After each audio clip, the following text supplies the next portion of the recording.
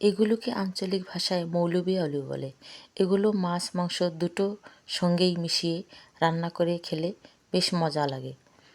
আজ আমি রান্না করব গরু মাংস দিয়ে, এজন্য আমি আলুগুলোকে ছিলে পরিষ্কার করে কেটে নেব।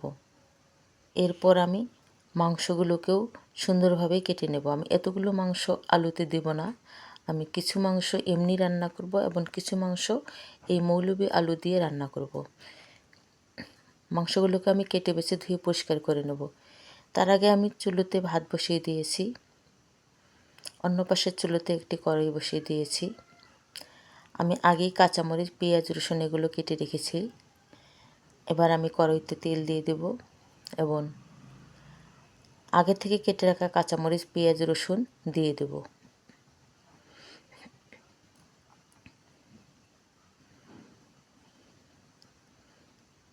এবার আমি এগুলোকে ভাজা কাঁটা দিয়ে নেড়ে চেড়ে হালকা বাদামি কালার করে ভেজে নেব। একটু চুলের আঁচটা বাড়িয়ে দিলাম।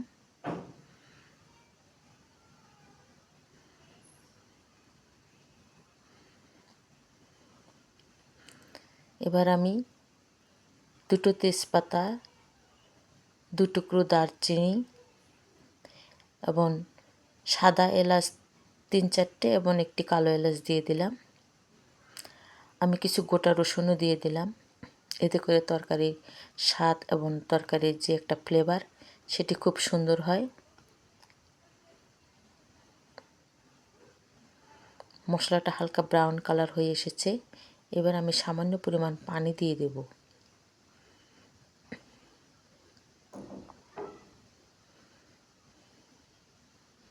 একটু নেড়ে চেড়ে দিলাম। এবার আমি হলুদ গুঁড়ো, মরিচের গুঁড়ো,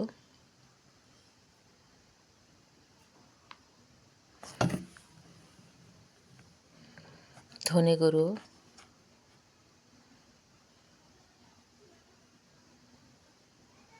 স্বাদ মতো লবণ,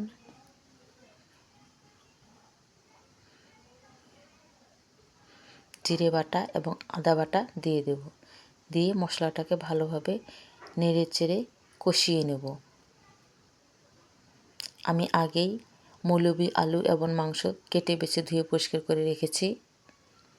মশলাটা ভালোভাবে কষানো হলে এবং পানি শুকিয়ে এলে আমি মাংসগুলোকে আগে দিয়ে দেব।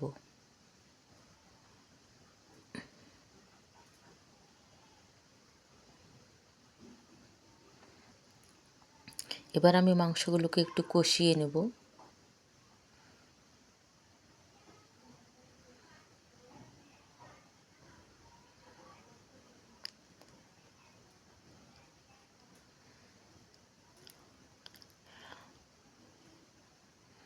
মাংসগুলো কষানো হলে এরপরে আমি মৌলবি আলুগুলো দিয়ে দেব। দিয়ে আবারও একটু মাংস এবং আলু কষিয়ে নেব।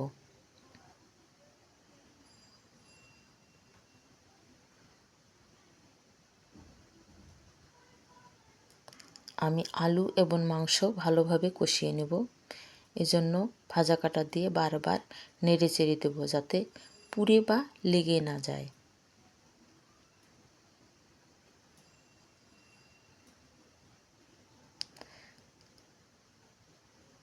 যেহেতু গরুর মাংস একটু শক্ত হয়, বেশি জাল দিতে হয়, সে সঙ্গে মৌলবি আলুও একটু শক্ত, এজন্য আমি এগুলোকে একটু ভালোভাবে কষিয়ে নেব যাতে তাড়াতাড়ি সিদ্ধ হয়।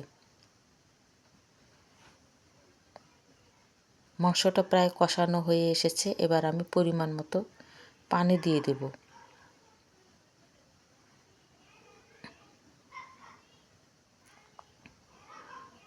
তার আগে একটু নেড়ে চেড়ে নিচ্ছি।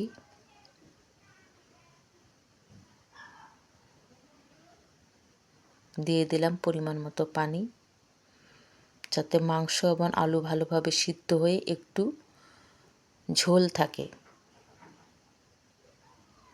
আর একটু পানি দেওয়া লাগবে, আমি দিয়ে দিলাম।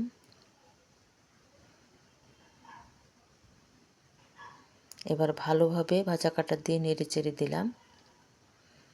তরকারিটা বলক উঠে এসেছে।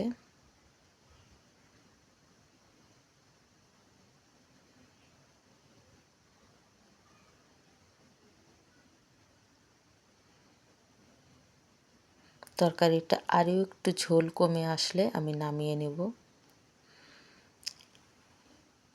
তার আগে একটু নেড়ে চেড়ে দিচ্ছি।